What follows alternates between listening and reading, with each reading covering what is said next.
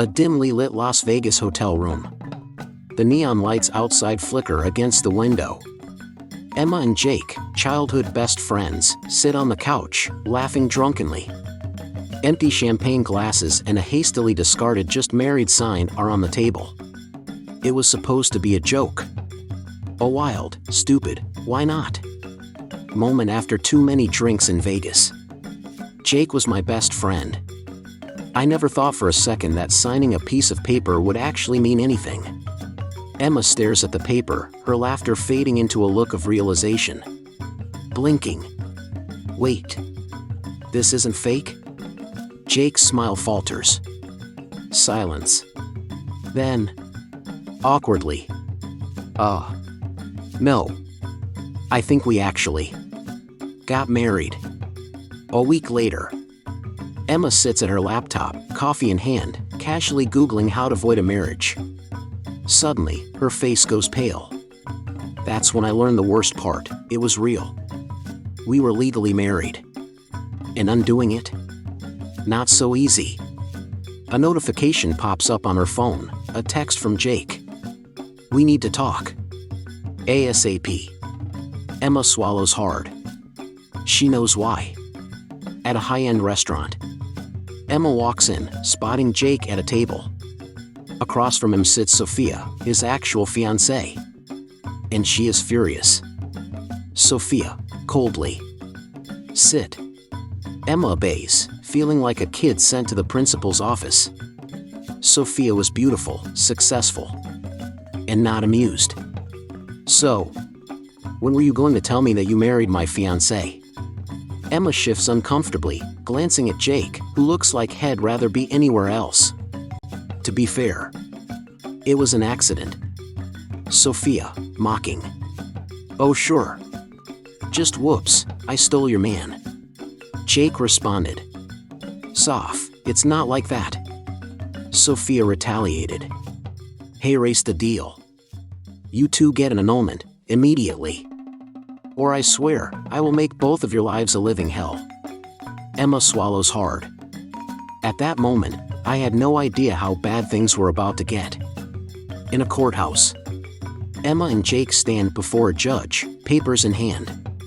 Judge addressing them saying, You're requesting an annulment? Under what grounds?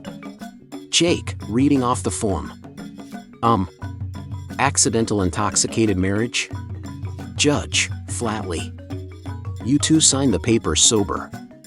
Emma and Jake exchange a horrified glance. Judge responded. You'll need a formal divorce. Emma surprisedly asked. A divorce? I hadn't even been married on purpose. Jake groans, rubbing his face. Emma sighs. Well, Sophia's gonna love this. Emma arrives home to find her phone blowing up with messages. Her social media is flooded with posts from Sophia, tagging her as a homewrecker, a liar, and a backstabber. Emma talking to herself. Sophia didn't just take the news badly, she went nuclear. Emma scrolls in horror.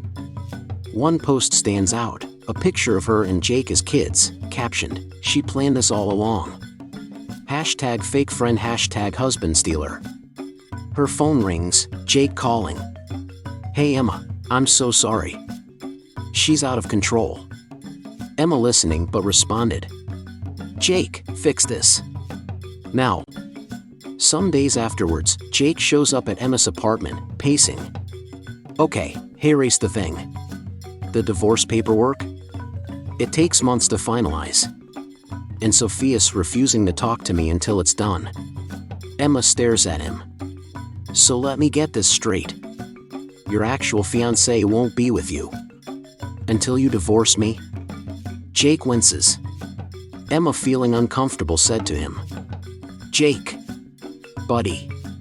You realize what this means, right? Jake, groaning. Am stuck in marriage purgatory with my best friend? Exactly, as Emma throws up her hands. Weeks later. Emma and Jake sit on a park bench, laughing despite their situation. Somehow, this whole mess brought us closer. Sophia stopped her online attack, but she still wouldn't forgive Jake. And then, something weird happened. Jake looks at Emma, hesitating. You ever wonder if maybe this wasn't a mistake? Emma's smile falters. A long pause a while. Jake, don't do this. Why was it so easy with us? Why does being married to you feel more real than what I had with Sophia?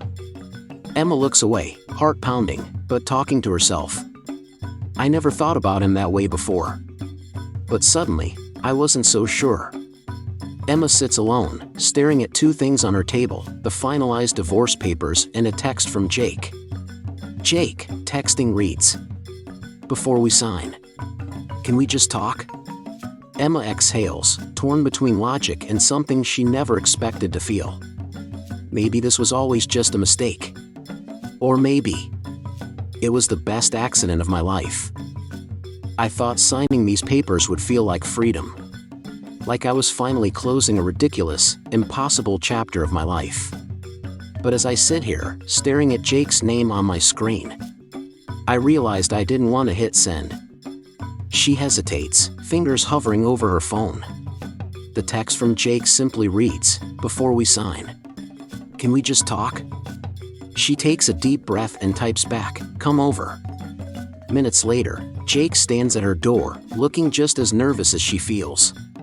They sit across from each other, the papers between them.